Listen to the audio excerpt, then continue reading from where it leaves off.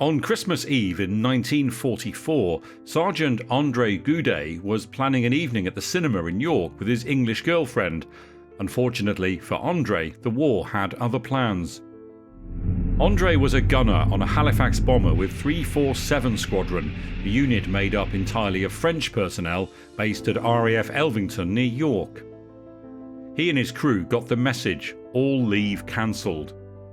They were sent on a bombing operation over Germany, supporting ground forces against a German offensive in what became known as the Battle of the Bulge. Their Halifax, L for Love, took off at 11:31 in the morning on Christmas Eve, and after 4 hours was above Essen-Mulheim, home to the huge Krupp's arms factory. They immediately came under fire from the ground. The Ruhr sky was the most explosive place in the world. The Germans had more than 30,000 anti-aircraft batteries around the factories and towns. They were hit and had to abandon the aircraft. The pilot and co-pilot gave us the order to jump. I then disconnected the heating of my suit and my oxygen mask. At 6,000 meters high, the temperature was minus 50 degrees and the oxygen is very rare. In a few minutes, I knew I would be unconscious. Andre found his parachute, fastened it on and got to the hatch, all the time losing consciousness. Then the Halifax took a direct hit to an engine and he blacked out.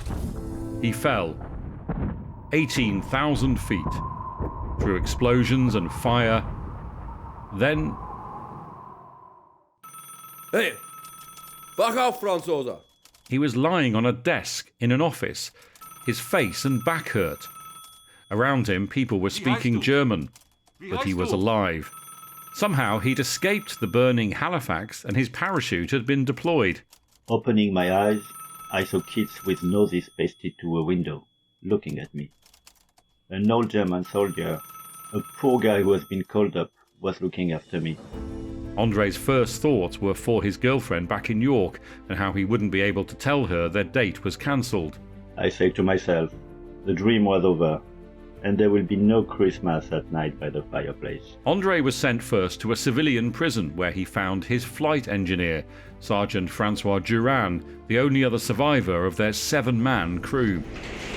The pair spent 4.5 months as prisoners in Germany, including time being marched through German towns devastated by the war, until they eventually arrived at a camp near Munich. They were released by American troops on the 29th of April 1945. For nearly 7 decades, Andre and Francois rang each other on Christmas Eve to remember those they lost that night in 1944. Andre died in July 2017. He was 97.